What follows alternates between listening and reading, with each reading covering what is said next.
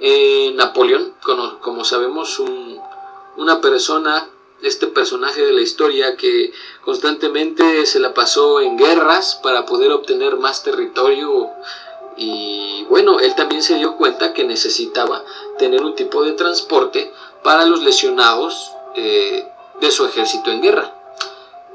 Podría decirse que fue de los primeros que se preocuparon porque no murieran todos sus soldados, y buscó la manera de que pudieran salir por los mismos compañeros o por los mismos caballos, pudieran ser sacados de la batalla para poder llevarlos y que tuvieran una atención. Bueno, posteriormente, 1860-1861, la Guerra Civil Americana, tenemos este dato. Ellos trataron de incorporar también el apoyo a sus compañeros lesionados en guerra, pero sinceramente, por la reseña que encontré, no lo hicieron de una forma muy efectiva. Sí se preocuparon, lo intentaron, pero más sin en cambio, en el transcurso pues de la misma guerra civil, más de 3,000 vidas que pudieron haber sido atendidas por no haber obtenido un traslado, murieron en el campo de batalla. Esto quiere decir que, bueno, se pudo haber salvado mucho más gente en este transcurso de la guerra civil. Como sabemos, pues la guerra civil no dura del 1860 al 1861.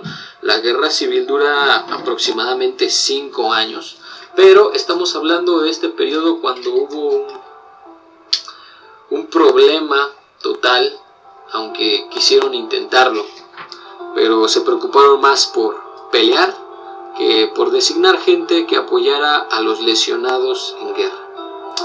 1862, un año después, John Letterman se da cuenta de la necesidad, por lo mismo, de tener un transporte de lesionado. Él se pone a pensar y pues idea una carreta de la cual nada más contaba con un caballo, y ese caballo únicamente podía ser montado por un sargento. Esa carreta, dentro de ella podía haber 2 camillas, entonces podían tirar podía tirar un caballo de 2 pacientes dentro de la carreta para poder llevarlos rápidamente y pudieran tener un tratamiento adecuado. Obvio, esto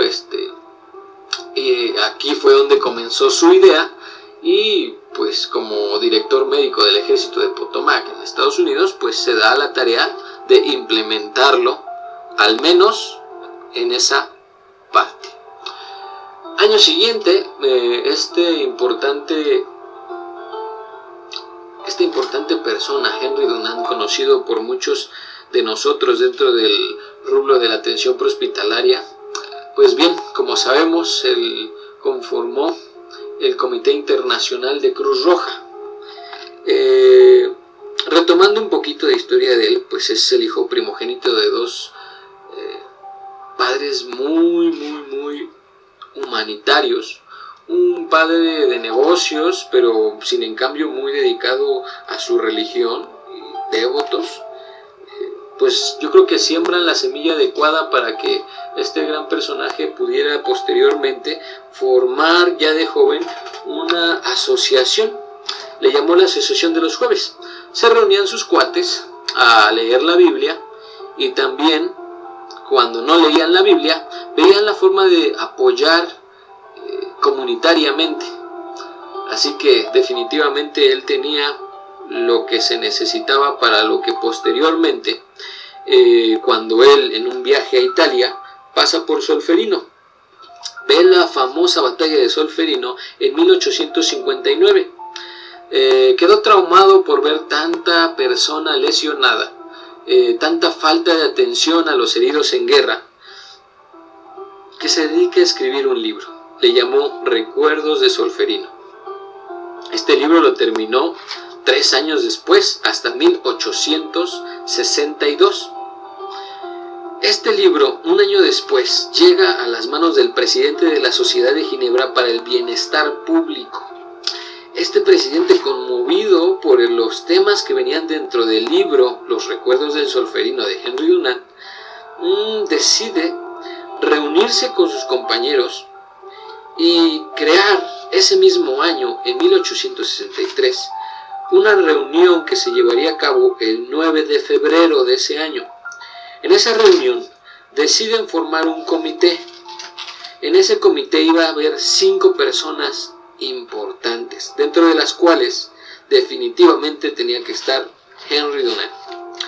Bueno, pues conforman el comité y este comité se reúne posteriormente el día 17 de febrero del mismo año, de 1863, por lo que se considera que esa reunión conformó el Comité Internacional de la Cruz Roja. Por eso me atreví a poner esa fecha. Bueno, pues cabe mencionar que ahí comenzó el gran trayecto que llevaría para la formación de Cruz Roja a nivel internacional. Henry Dunant y estas personas que posteriormente hay más datos históricos que los invito a que investiguen, a que analicen por su cuenta. Inclusive Henry Dunant gana el Premio Nobel de la Paz. Imagínense, tremendo alcance que tuvo en ese entonces y que hasta la fecha muchos de los servicios de urgencias en el mundo le conmemoran.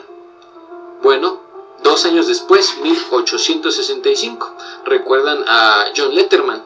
Bueno, pues John Letterman, ese diseño de la carroza con un caballo, un sargento y 2 camillas fue aplicado en todo el país a nivel del ejército.